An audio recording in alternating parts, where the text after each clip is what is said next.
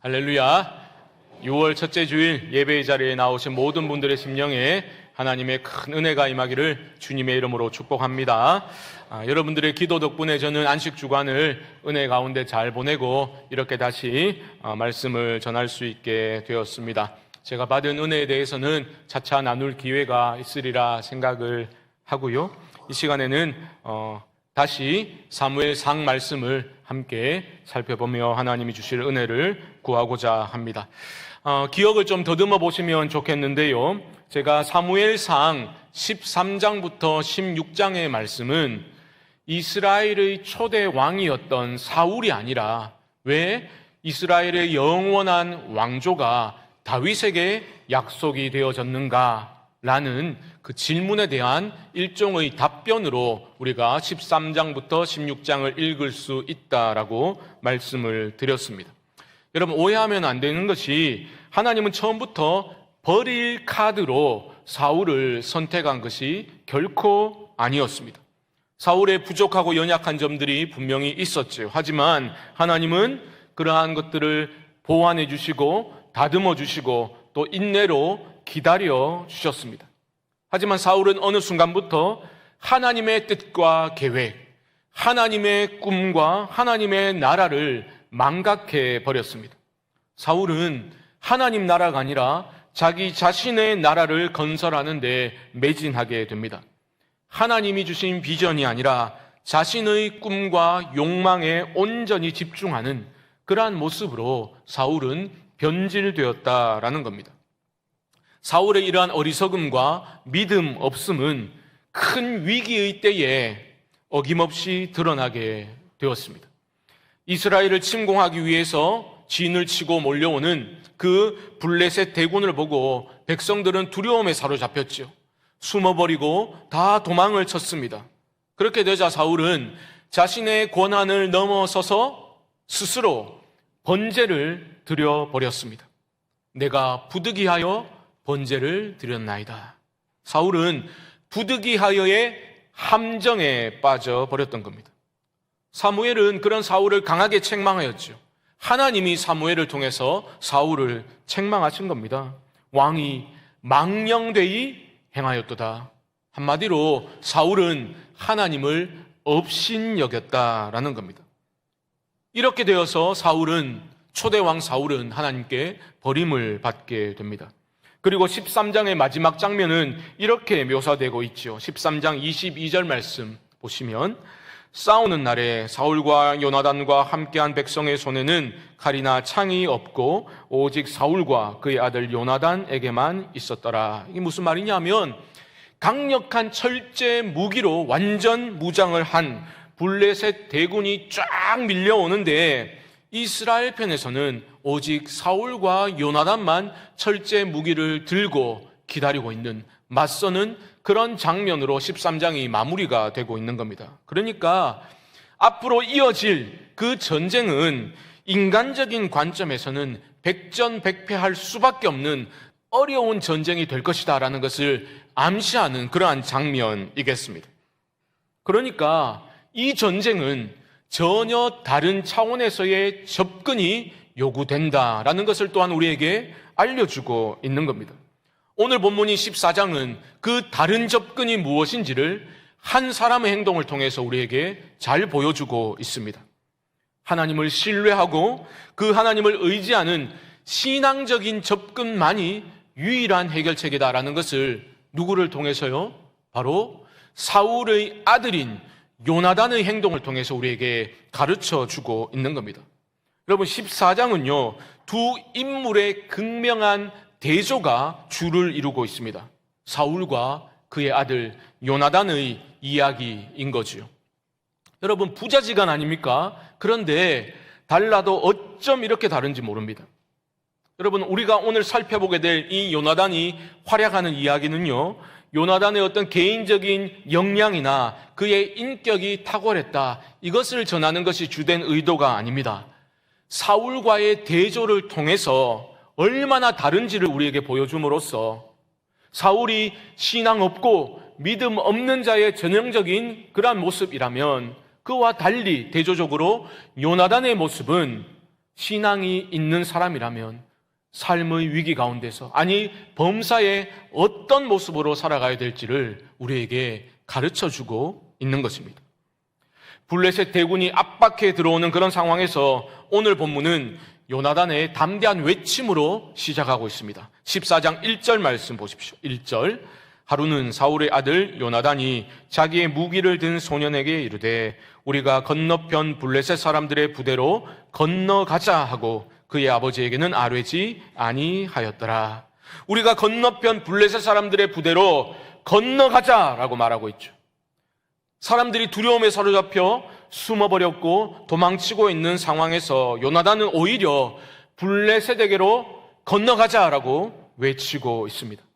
여러분, 이때 그의 아버지 사울은 어떻게 하고 있었습니까? 2절 말씀 보십시오. 2절, 사울이 기브와 변두리 미그론에 있는 석류나무 아래에 머물렀고 함께한 백성은 600명 가량이며, 보십시오. 요나단이 믿음으로 건너가자라고 외칠 때 그의 아버지 사울은 사람들과 함께 머물러 있었습니다. 그러니까 사울과 요나단의 대조는 바로 머무름과 건너감의 차이라고 말할 수 있을 겁니다. 여러분, 하나님을 경외하는 그 마음, 하나님을 신뢰하는 믿음을 잃어버리게 되면 결국은 머무르고 안주하고 주저앉아 버리는 삶으로 귀결될 수밖에 없는 겁니다.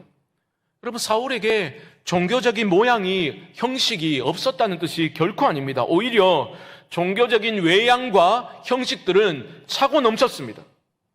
이어지는 3절을 보면 사울 곁에는 제사장도 있었거든요. 3절 말씀 보십시오. 아이야는 에봇을 입고 거기 있었으니 그는 이가봇의 형제 아이두브의 아들이요 비느하스의 손자요 실로에서 여호와의 제사장이 되었던 엘리의 증손이었더라. 백성은 요나단이 간 줄을 알지 못하니라. 사울 곁에 머물러 있는 제사장 아이야가 누구라고요? 하나님보다 자식들을 더 사랑하고 영적인 둔감증에 빠져서 비참한 최후를 맞이했던 엘리의 증손이다 소개하고 있죠. 여호와의 제사를 멸시하면서 하나님 두려운 줄을 알지 못했던, 제멋대로 욕망을 따라 살던 불량자 비느하스의 손자였다 말하고 있습니다.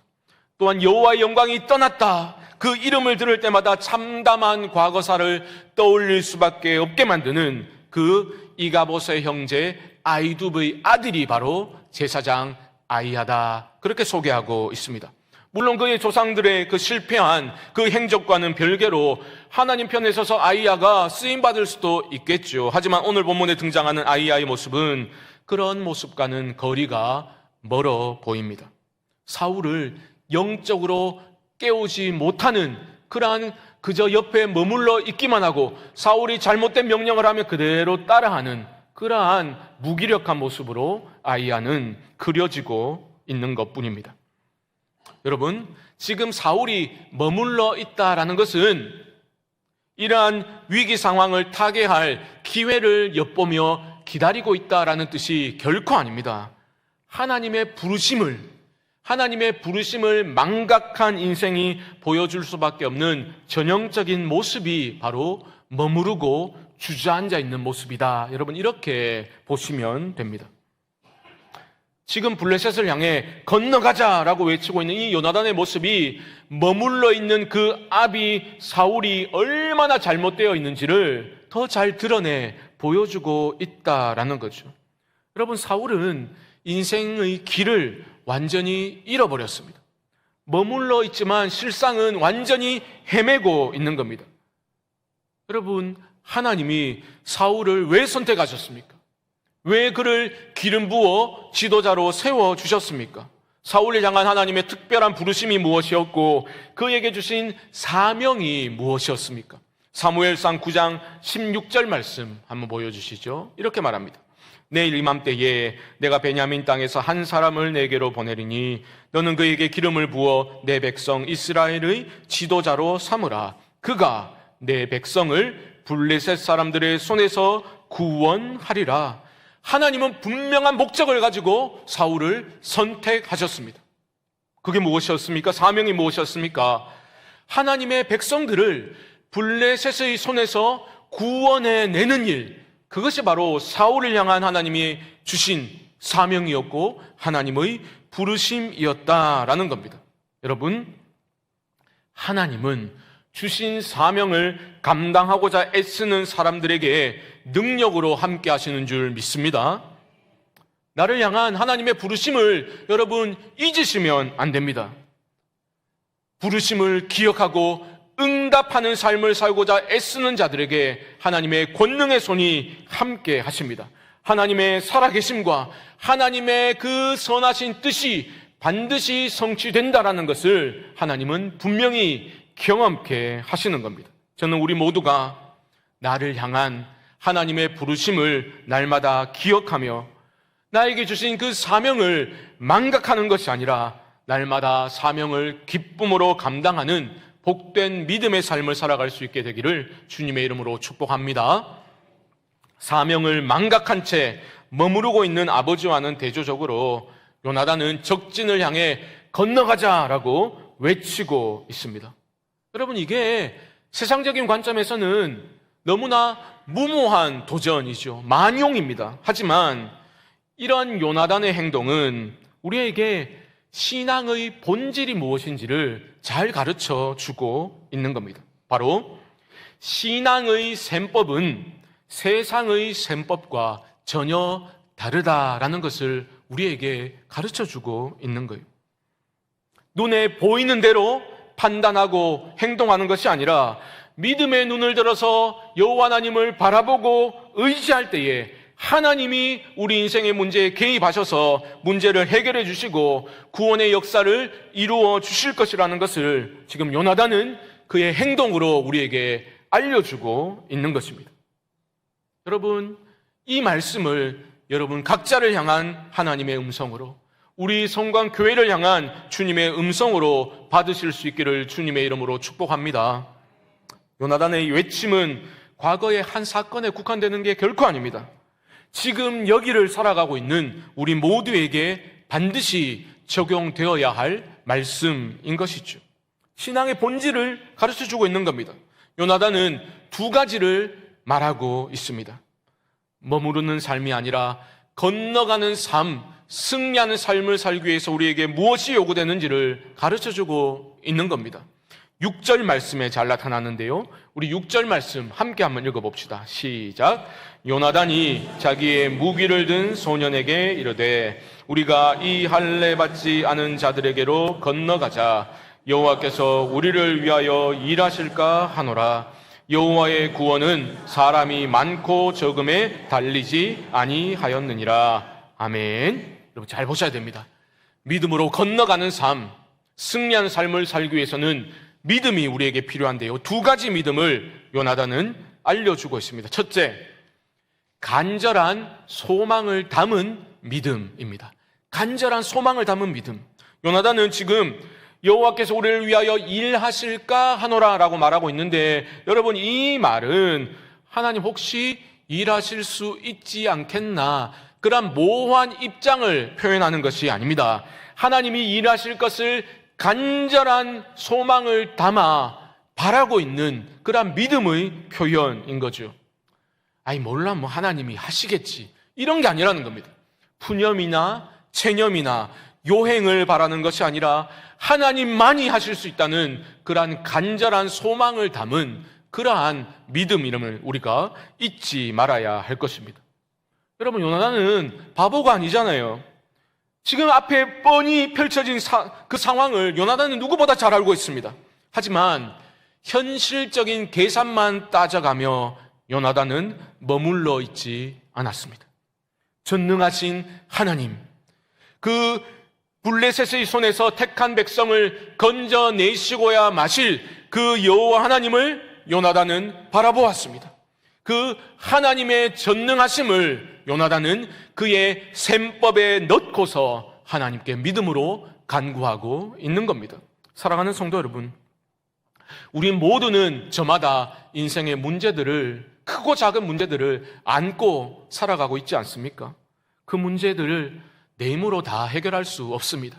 내 힘으로, 내 지혜로, 내 능력으로, 내 경험으로 뭐 어느 정도까지는 가능하겠죠. 하지만 인생의 터가 흔들리는 때를 맞이하게 되면 그 모든 것들이 무용지물임을 깨닫게 될 겁니다.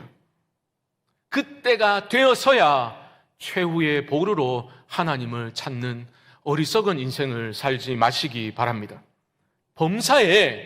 범사에 하나님을 찾으셔야 합니다. 여러분, 작은 일에 구하지 못하는 사람이 큰 일을 당했다고 하나님께 제대로 믿음으로 간구할 수 있을 것 같습니까? 어림없습니다. 그런 일은 잘 일어나지 않습니다. 그래서 범사에 하나님께 아뢰야 하는 겁니다. 신앙생활을 한다고 말하면서도 범사에 염려만 하며 살아가는 사람들이 가장 불쌍한 사람들입니다. 교회를 왔다 갔다 하면서도 범사에 아뢰지 못하고 범사에 염려만 하는 그런 불쌍한 삶을 살지 마시기 바랍니다. 아무것도 염려하지 말고 오직 모든 일에 기도와 간구로 우리의 구할 것을 감사함으로 하나님께 날마다 아뢰는 믿음의 삶을 살아가실 수 있기를 주님의 이름으로 축복합니다. 여러분, 그것이 주님께 가까이 나아가는 비결이에요. 날마다 범사에 하나님께 감사함으로 아뢰십시오. 여러분들의 기도에 귀를 기울이시고 함께 하시는 주님을 깊이 만나게 될 줄 믿습니다. 둘째, 건너가는 삶, 승리하는 삶을 살기 위해서 요구되는 믿음은 하나님이 역사하시는 방식에 대한 전적인 믿음입니다. 6절 하반절에서 요나단은 이렇게 말하지요. 여호와의 구원은 사람이 많고 적음에 달리지 아니하였느니라. 여러분, 이 믿음이 있어야 우리는 사명을 감당할 힘을 얻게 되고요, 이 믿음이 있어야 우리는 건너가는 삶을 살아갈 수가 있습니다. 사울에게는 너무나 안타깝지만 이 믿음이 사라졌습니다. 사울의 눈에는 철제 무기로 무장한 어마어마한 블레셋 대군들과 그에 비해서 너무나 초라한 이스라엘의 현실만이 보였을 뿐이었습니다. 물론 그는 하나님의 이름을 들먹였지요. 내가 여호와께 은혜를 구하지 못하였다고 부득이하여 번제를 드렸나이다. 그는 하나님의 이름을 언급했습니다. 하지만 하나님의 어떤 분이신지를 사울은 제대로 알지 못했습니다. 하나님이 어떤 분이신지를 사울은 믿지도 않았습니다. 믿음으로 번제 드린 게 아니라 번제를 하나의 어떤 부적처럼 주술적인 수단으로 이용하고 있는 너무나 어리석은 모습인 거죠. 여러분, 우리도 이런 어리석음에 빠질 수 있습니다. 내가 처한 상황과 그 현실의 문제들에 매몰되어서 크신 하나님을 바라보지도 않고 내가 가진 것들, 내가 가진 능력만을 쳐다볼 때가 얼마나 많습니까? 여러분, 숫자의 신화에 빠져 살아가는 사람들은 결코 하나님을 온전히 경험할 수 없습니다. 뭐 교회로 말하자면 우리 성광교회 교인들 숫자가 한 이 정도는 돼야, 우리 교회 재정이 이 정도는 좀 채워져야, 우리 교회 세상적으로 좀 잘 나가는 사람들이 한 이 정도는 있어줘야 우리 교회도 하나님의 일을 좀 제대로 감당할 수 있겠지. 너무나 어리석고 위험하고 비신앙적인 생각입니다. 여러분, 신앙의 핵심이 뭡니까? 하나님이 다 하신다. 이게 신앙의 핵심이에요. 하나님이 다 하시는 것. 우리는 그저 하나님을 온전히 신뢰하는 믿음으로 나의 작음을 날마다 깨닫고 나의 작음을 알기 때문에 하나님의 크심을 바라보고 의지하는 것밖에 없는 겁니다. 그게 우리의 삶이요 신앙생활입니다. 보잘것없는 5개의 떡과 2마리의 물고기가 주님의 손에 들어졌을 때에 기적의 역사가 일어난 것을 잊지 마시기 바랍니다. 그런데 우리는 얼마나 이렇게 생각합니까? 하나님, 우리가 적어도 2,000명분은 채워놨으니까 나머지는 하나님 좀 책임져 주십시오. 그게 아니라는 겁니다. 숫자의 신화에서 벗어나 온전한 믿음으로 하나님의 일하심을 경험하는 우리 교회가 될 수 있기를 주님의 이름으로 축복합니다. 오늘 말씀을 준비하면서 저는 안식 주간에 체험했던 그 은혜의 시간들이 자연스레 떠올랐습니다.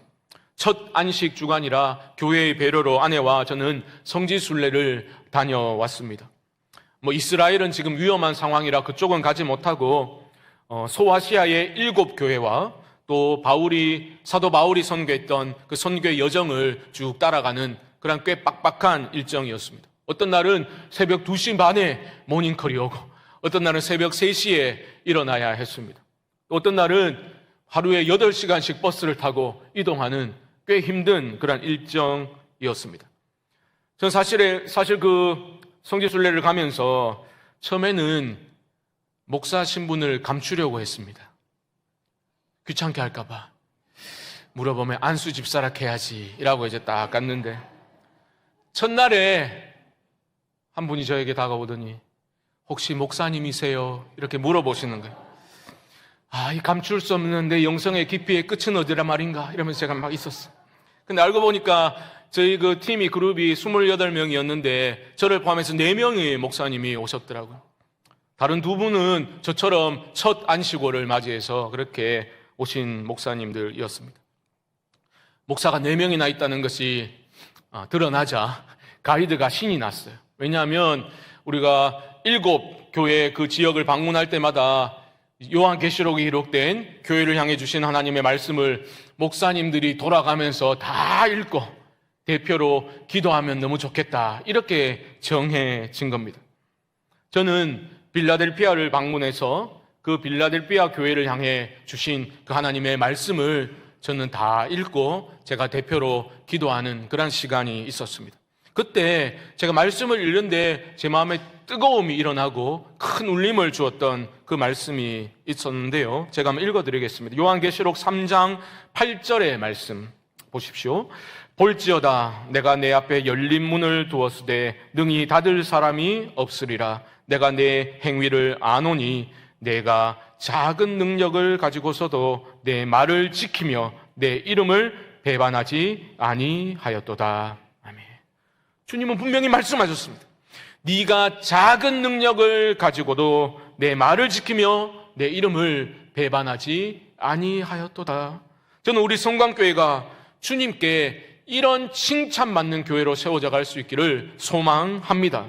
물론 우리 성광교회가 가진 능력은 결코 작지 않습니다. 하지만 포인트는 세상적 계량법에 있는 것이 아니라 크신 주님 앞에 우리의 자금 한없이 자금을 연약함을 날마다 고백하며 겸손히 하나님의 은혜만을 의지하고 은혜만을 구하는 것에 있음을 우리는 잊지 말아야 합니다. 여러분, 자신의 소유와 자신의 능력과 세상적 가치에 기반한 영향력을 자랑했던 교회치고 타락의 길을 걷지 않았던 교회는 없었습니다. 하지만 내가 가진 능력이 한없이 작은 것이더라도 신실한 믿음으로 주님께 드려지기만 한다면 하나님의 큰 역사가 일어날 줄을 믿고 나아갔던 그러한 공동체에는 하나님께서 함께 하시고 놀라운 회복의 역사를 주신 줄 믿으실 수 있기를 바랍니다. 보십시오. 블레셋을 향해 건너간 사람은 누구였습니까? 처음에 요나단과 무기 든 사람 2명밖에 없었습니다. 그리고 건너가서 기습작전으로 넘어뜨린 적군의 수도 20명 가량이었다라고 기록되어져 있습니다. 어찌 보면 큰 숫자 아니지 않습니까? 하지만 순종하는 이들의 중심을 보시는 하나님께서는 그 작은 능력을 사용하셨습니다. 기뻐하셨습니다. 그것을 사용하셔서 하나님은 놀라운 일을 이루어 나가셨습니다. 15절 말씀을 보십시오. 15절 말씀. 들에 있는 진영과 모든 백성들이 공포에 떨었고 부대와 노략군들도 떨었으며 땅도 진동하였으니 이는 큰 떨림이었더라. 하나님 역사하신 거예요. 2명이 건너가서 믿음으로 행동했을 때에 모든 적군들이 공포에 떨고 땅이 진동하고 큰 떨림이 일어나게 되었다. 다른 말로 하면 하나님이 일하셨다라는 겁니다. 작은 것이더라도 믿음으로 하나님께 드려진 인생, 하나님의 큰 일에 귀하게 쓰임받는 모든 인생들 되시기를 주님의 이름으로 축복합니다. 말씀을 정리해 보겠습니다. 여러분, 머무르고 안주하고 주저앉는 삶이 아니라 여러분 각자를 향한 부르심에 응답하여 사명을 감당하는 인생 되시기를 주님의 이름으로 축복합니다. 가장 의미 있는 인생은 창조주 하나님의 부르심에 응답할 줄 아는 인생입니다. 여러분 다 행복한 삶을 살기를 원하시지 않습니까? 사명 따라 살아보십시오. 행복이 뒤따르게 될 것입니다. 그것을 믿음으로 받으셔야 되고 표대 되신 그리스도를 바라보며 믿음의 경주를, 나만의 경주를 꼭 완주하는 우리 모두가 되어야 할 것입니다. 오직 주님께만 소망을 두십시오. 세상적인 능력을 동경하거나 과신하는 것이 아니라 마른 뼈에 생기를 불어넣으시고 하나님의 군대로 일으키시는 그 능력을 의지하여 작은 능력으로도 주의 말씀을 지켜내고 쓰임받는 우리 성광교회가 될 수 있기를 주님의 이름으로 축복합니다. 여러분, 이 길은, 믿음의 길은 넓은 길이 아닙니다. 평탄한 길이 결코 아닙니다. 오늘 4절 읽진 않았지만 그 험한 바위와 절벽이 도사리고 있는 험난한 길이다라는 거죠. 그 믿음의 길을 요나단은 어떻게 건너갔습니까? 13절 말씀 보시면 요나단이 손발로 기어 올라갔고 그 무기를 든 자도 따랐더라. 여러분, 요나단은 손발로 기어서 건너갔습니다. 여기서 중요한 신앙의 원리를 하나 발견할 수 있겠지요. 여러분, 우리 믿음의 삶이라는 것은 우리 현실의 모든 어려움과 난관들을 내가 겪지도 않고 최종 목적지로 옮겨지는 것이 믿음의 삶이 아닙니다. 옮겨지는 초월의 삶이 믿음의 삶이 아니라고요. 요나단처럼 손발로 기어 올라 건너야 하는 포월의 삶, 기어서 건너는 포월의 삶이 진정한 믿음의 삶이다라는 겁니다. 그 험한 바위를 나의 손과 나의 발로, 나의 온 몸으로 오롯이 겪어야 할 때가 있다는 겁니다. 쉽지 않습니다. 하지만 신앙의 신비가 바로 거기에 있는 겁니다. 주님이 나와 함께 하신다, 이것을 가장 확실히 체험하게 되는 바로 그 지점이 포월의 걸음과 우리의 몸부림에 있음을 여러분 잊지 마시기 바랍니다. 이 신앙의 신비를 마음에 새기고 순전한 믿음으로 주를 의지하고 믿음으로 부르심에 응답하는 삶, 믿음으로 건너가는 삶을 살아가는 우리 모든 성광의 성도님들 되시기를 주님의 이름으로 간절히 축원드립니다. 지금은 우리 주 예수 그리스도의 크신 은혜와 하나님 우리 아버지의 무한하신 사랑하심과 성령님의 감동, 감화, 위로, 교통하심의 역사가 숫자의 신화에서 벗어나 나의 작은 능력으로도 주의 말씀을 지키며 내 작은 삶이 주의 손에 들여진 바 되어 하나님의 크심만이 드러나기를 소망하며 이 길이 비록 험난하더라도 주와 함께 손과 발로 기어 건너는 포월의 삶을 살기를 결단하는 사랑하는 성도님들의 심령 가운데, 특별히 이별의 슬픔 중에 있는 우리 사랑하는 성도님들의 심령 가운데 지금부터 영원토록 함께 있을지어다. 아멘.